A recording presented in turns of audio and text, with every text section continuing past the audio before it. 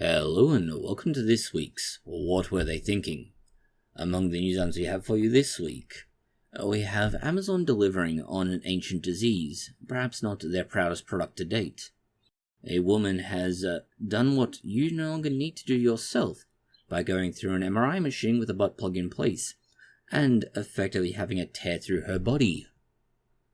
We have the failure of the US, at least broadly US, American education system. We have the fun times where China has decided it's found a new target to genocide. Thankfully it's not humans, instead they're focusing on mosquitoes.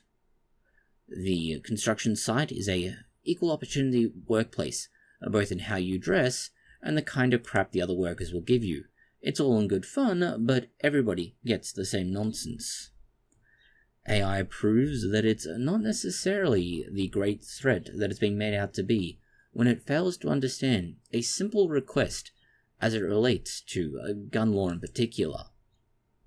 The results of communism, and specifically communism exiling individuals that they don't like. Proof at long last that enemies of the people who face persecution and prejudice are actually able to improve the long-term health and well-being of those regions that they were exiled to. And finally, the critical medical tool used on board the ISS during a medical health crisis. The timestamps for these and other news items can be found in the description box below. We'll start with Amazon and diseases.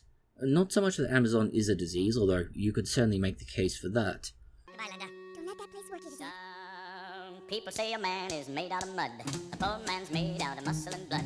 Muscle and blood and skin and bones. A mind that's weak and a back that's strong. You load 16 tons. Rather, we're talking about what has been facetiously described as a Victorian disease, partly to try and obfuscate what's actually happened, and partly because that sounds much more dramatic in headlines. What's happened is relatively straightforward in principle. Amazon workers, we presume, have been forced to share pee bottles. In sharing their pee bottles, they have shared a TB, tuberculosis. We should be very clear about this. Tuberculosis is a disease that was effectively eradicated from the developed world because we have a vaccine for it. It was eradicated, and therefore vaccines weren't needed anymore. People stopped vaccinating, which, fair enough, you no longer vaccinate for a disease that's not around. But it does raise one particular predicament. TB can be treated. It takes antibiotics because it's, well, a microbial organism, specifically a bacterium, and as such, you can treat it, but treatment is not easy because it takes at least a year, if not more, of daily medication. If you miss a day, you're back to a very early stage of treatment because the TB microbial organism goes, fuck you, this is my time to shine. And it's a slight exaggeration, but it's still broadly true.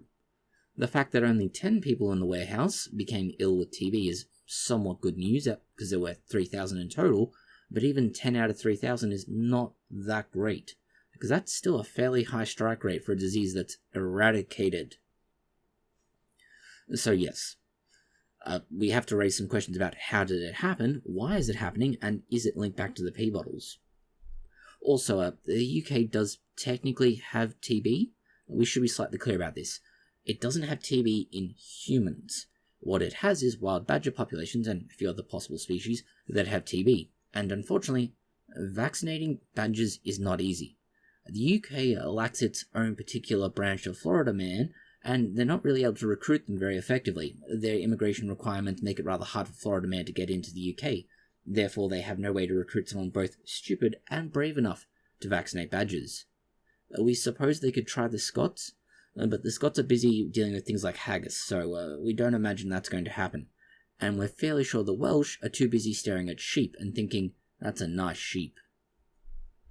In further news, we have research into paracetamol, Tylenol, acetaminophen, whatever you know it as, and child neurodevelopmental disorders. It's basically a meta-analysis going, hey, you think this causes autism? No, you're an idiot. Bad anti-vaxxer. Bad. Or possibly looking at RF Kreker and going, has the brainworm caused you to start hallucinating again? Or is it the steroids? Or some other drug you're on? And we do say that because that's pretty much what they found here. There is no link between acetaminophen, or paracetamol, whatever you want to call it, and things like autism. Now, it is a two-part study, let's say, more to the effect of it's a two-part analysis, because remember, meta-review. So it's both looking at studies and systematically reviewing everything and saying, here is the body of literature, here is the trend in that literature, showing us the evidence for and against various things, how they found that, what the gaps are, so on. It's essentially a giant literature review. The next stage was the systematic review where they went through meta-analyses. So of the 43 studies they initially included, how many had data that we can analyze and use and put it all together and go, okay, here is the overarching picture, here's the data that supports that conclusion. And the data is even more damning, because they looked at sibling comparisons particularly, and in the sibling comparisons, it comes down to this. No. Did you get that? No. Just to be very clear, no. There is no link. None. Nada. Zip. Zilch. Nothing to be found here, folks. Nothing. There's no association. And even if they look at all the studies, and especially those with longer-term follow-up, still nothing. This is important because acetaminophen, paracetamol, Tylenol, whatever you want to call it, is particularly important for those women going through pregnancy where they are in pain and discomfort, and this can help alleviate a considerable amount of that pain and discomfort. And denying them the option of being treated for it is just kinda dumb, especially when it's a safe, over-the-counter medication that, in the case of, say, America, where seeing a doctor would involve selling the child off to slave labor in the future, and yes, we understand children yearn for the mines, but you don't sell them off when they're still a baby, in order to pay for the medical care. Next news item, something that may require that you sell off your child in order to pay for medical care. Woman enters into MRI with butt plug in place. What ensues is predictable. The said butt plug was dragged through their body. Imagine for a moment, you are Vlad the Impaler, and you're thinking, this is awesome, because that is essentially what has happened to this poor woman. Her insides, while probably not quite pulped, would have taken a severe beating, because it's a relatively small but solid and heavy object, and the big-ass magnet involved in the MRI really likes it and wants it, and it doesn't matter what gets in the way. So yes, you can read the report yourself to understand just what has happened to this poor young woman who was left screaming in pain after going through an MRI. Now, we do have to ask, who in their right mind goes into a giant magnetic donut with something inside their butt? Well, we should be slightly clear about this. Goes into an MRI with something in their butt that they've put in place in their butt deliberately, versus all the people who go to the emergency department and say, I slipped and it fell in there. But yes, either way, the woman in question has experienced what can be best described as a horrifying experience, and something that is a real pain in the ass. Moving on now, we have medical news that is more clinically useful, if not clinically relevant. It's a claim from research that the heart can actually regenerate after a heart attack, which we're going to call bullshit on. Why we say this is very simple. All of the clinical evidence from a heart attack shows that it causes irreparable damage. Now, depending on exactly what they found, it could well be that they say, hey, it limits the damage, which, yes, that would be entirely reasonable to say, but that's not repairing the heart or regrowing. That's just covering in some of the damaged tissue and filling in the rest with scar tissue. It's why a heart attack, when it happens, causes permanent damage.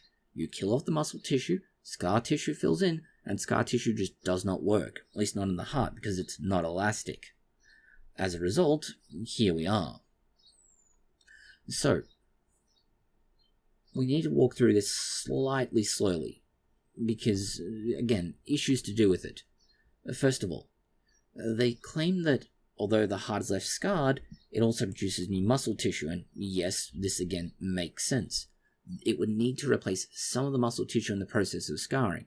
It essentially tries to curtail the damaged area by getting new muscle in there and then creating a sort of boundary. That boundary is then filled in with scar tissue. So yes, true, it can happen, but this is also admittedly based on a heart donor. So yeah, it sounds like it's pretty limited in how much they can take this research and go, this is actually what happens. Mostly because, well, somebody is dead.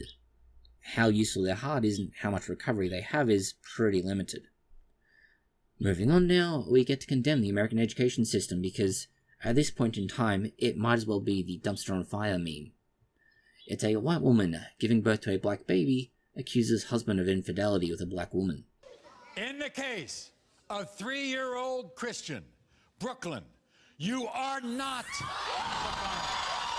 Now, we understand that there are cases at the moment where you can have 3 parent babies, let's call them, but in those cases it's more that the mother's DNA has been taken, put into a donor egg which has had its DNA stripped out, and the father's sperm is then being used to fertilize it. This still, even in that case, would not produce a black baby. Simple genetics tells you you need a black father, and in this case a white mother, in order to get a, well, in this case, let's say African American and Caucasian baby. We're not quite sure on how to describe this, as we're trying to avoid terms that would get us banned. But no, the American education system has failed. Or they've been listening to RF Cray Cray. We're not quite sure which, but we're presuming one or the other is the case. Going on next, we have animal-related news and more a bizarre Austrian cow development. This is not a weird reference to the fancy mustache man, although we will get there eventually. Instead, it's that a cow has started developing its own way of solving itchiness. Oh! Oh, yes! Yes! Oh, hang on a second.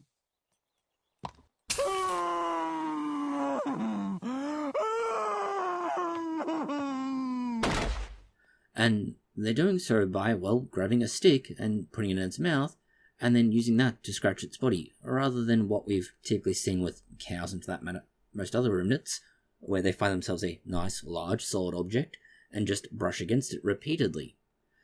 Similar to how, say, you might wiggle yourself against a chair if you're sitting on it, or something to get to an itch that's in an awkward place, just much bigger, much more cow-like. This behavior is slightly unique in that it's the first documented case of tool use in cattle, not in animals in general, as there are plenty of animals we've seen that have been using either other animals, for example pufferfish to get high in the case of dolphins, rocks in the case of weird cultural stuff with chimpanzees, and so on. But it is the first in cattle, and so it's a bizarre study, mostly because, well, Austria, cows and tools. We're not sure that there'll be a rising of the third cow Reich, but who knows. And next we have China's plan to genocide mosquitoes. Oh my god, they're even taking down the mosquito netting. Buzz, buzz, buzz. This video is going to get demonetized, isn't it? Damn. Oh well.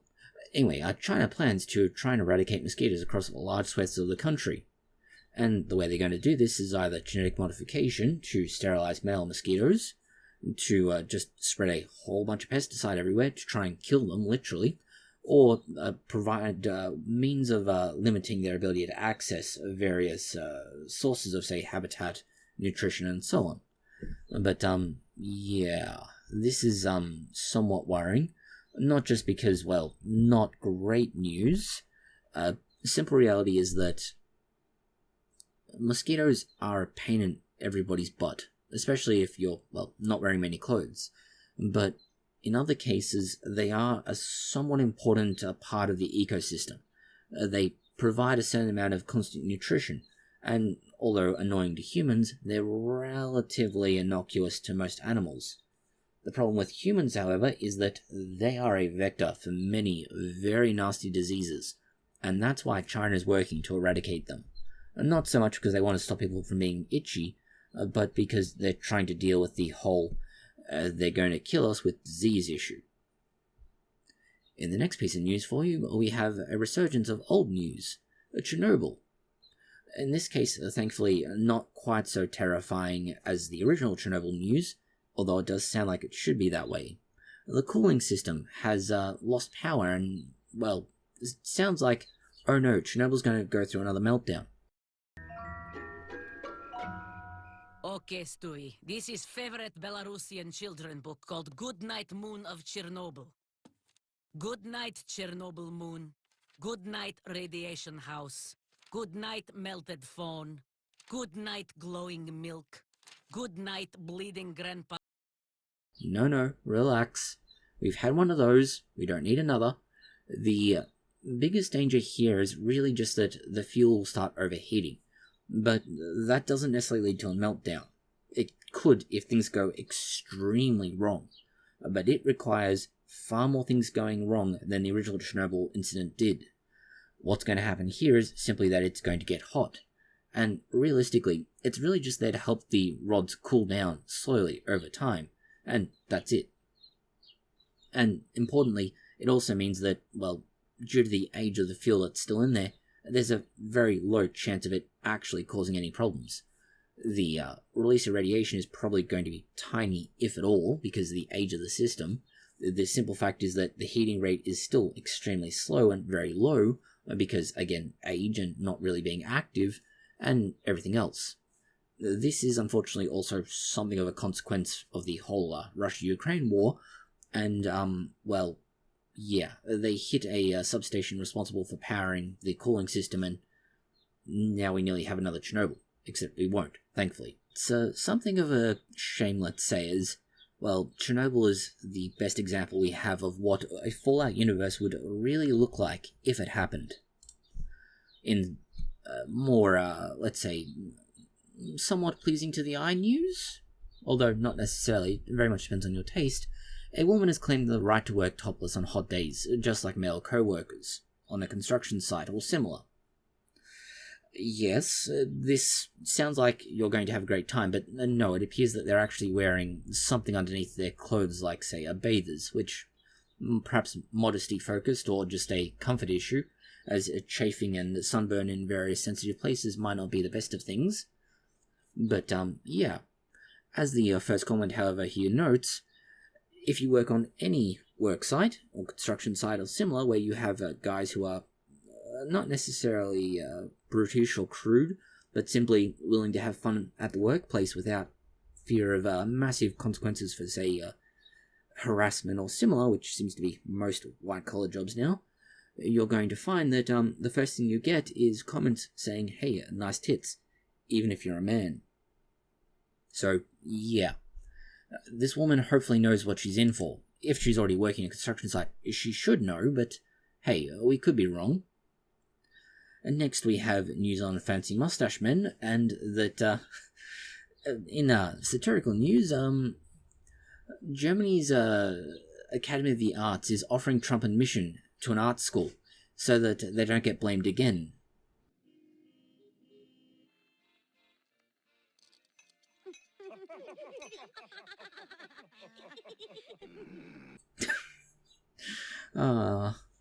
Hey, this is probably the most German humor we could find, barring possibly some other not-so-savoury humor we're not allowed to use on YouTube. And next we have slightly more political news though, and political in that it relates to the next news item, and in and of itself is sort of political.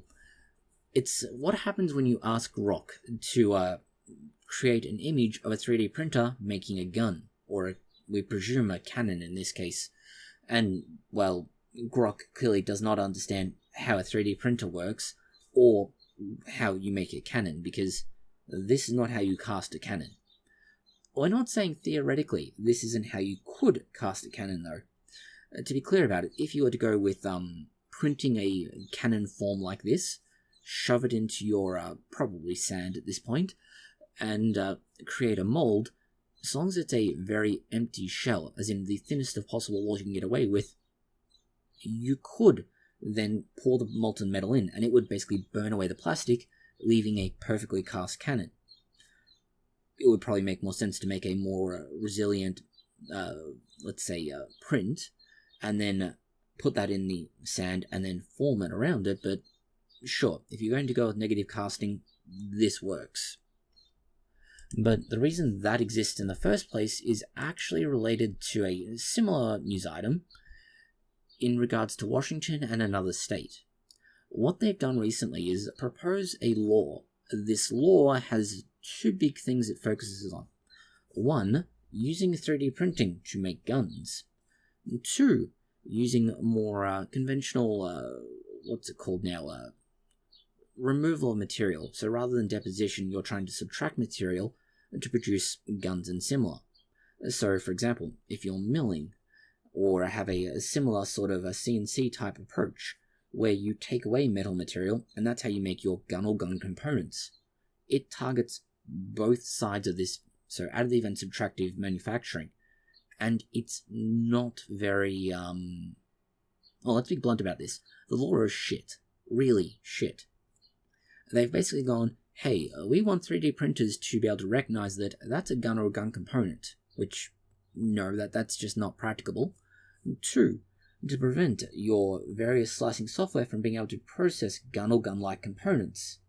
And third and finally, to prevent you from using older slices and then doing whatever you need to do with that, which doesn't have these restrictions, and sending that file to a new device or even just a printer, anything that's available in Washington or the other states relevant, and have it printed, because it has to recognize, hey, that older slicer, although it didn't recognize this, we recognize those files or parts of those files, and no, we refuse to do that. Which is nonsense. So this is insanity in that respect, because none of the technology is feasible, none of the software is feasible, none of the hardware is feasible for any of the things they want to achieve. At all, ever. And of course, a number of examples they used relatively recently basically were cherry-picking what they're talking about. As we commented on one particular video, the law as it's written at a federal level says very clearly, you can mark your gun either on the frame, the receiver, or various other locations as appropriate. You don't have to do it on all of them, as long as you have it on one of these parts. And if you're talking about, say, a one-off made by an individual, like, say, an experimental or prototype or similar, and you're not a licensed gun maker, you don't have anything. So this law is going to run into trouble at a federal level, obviously, but also it's going to be a whole shit show in other respects as well. So, yeah, this law is not great. Moving on to other political news now, we have the bizarre phenomena with regards to, well, what happens if you are a communist country and you send off your unwanted, your undesirables, and your enemies of the people. Apparently, they give rise to better grandchildren. Yeah. Apparently, according to at least one sort of published article, let's call it, the Soviet Union really did mess up by sending the people that they really did not want around off to, well, mostly gulags to die, but in other cases just general exile, because their grandchildren today are much more successful than contemporaries or counterparts should have been. Which, yeah, okay, that's not great. And mostly because it really does undermine the whole communism is a utopia and everything's better under communist rule kind of thing, because if the people you don't want are successful or more successful than the people you do want, you failed. Although this is kind of like how the UK dealt with their various convicts and similar. For example, shipping them all off to Australia, where Australia is now the country that a lot of the UK people are moving to because it's better than the UK. This does raise some questions about the validity of being undesirable. Moving on now, we have astronomical news and more just a curious phenomenon we'll see in the sky over the coming weeks. A significant increase in solar storm levels, meaning that in May we may experience particularly strong auroras, which would be very nice to see, presuming they don't cause some sort of issue to do with satellites, electronics and similar, sending us back to the Stone Age. In which case, congratulations, son, you've done it again. Actually, it hasn't done it yet, but that's still a fun idea to think of. And the final news item we have for you is revelations about what it is you need on the ISS in a health crisis. Astronauts were evacuated last week from the ISS because they had a portable ultrasound machine in hand, or at hand. And that's because they had to figure out what was going on with an individual, and they have no idea. They couldn't place a finger on the problem. But the ultrasound eventually figured it out. What is slightly more interesting is that none of the 4 astronauts are admitting to which one of them is responsible for having been evacuated back to Earth. This example, however, does raise some other serious legitimate concerns. That is, if we do eventually go to space as a species, how are we going to tackle fairly predictable and fairly obvious medical emergencies with the obviously very limited tools that we have available at the moment? The simple reality is an ultrasound machine will be able to tell you some things, but it is limited, and those limitations will invariably mean that, well, if you have problems, you can only do so much. If and or until you have to basically say, hey, we've got no clue, so either good luck getting better randomly, or you're gonna die. With that happy note, that's all the news we have for you this week. Thank you for watching. If you found it interesting, consider liking, sharing, and subscribing. And please do post any comments, questions, or suggestions you have below.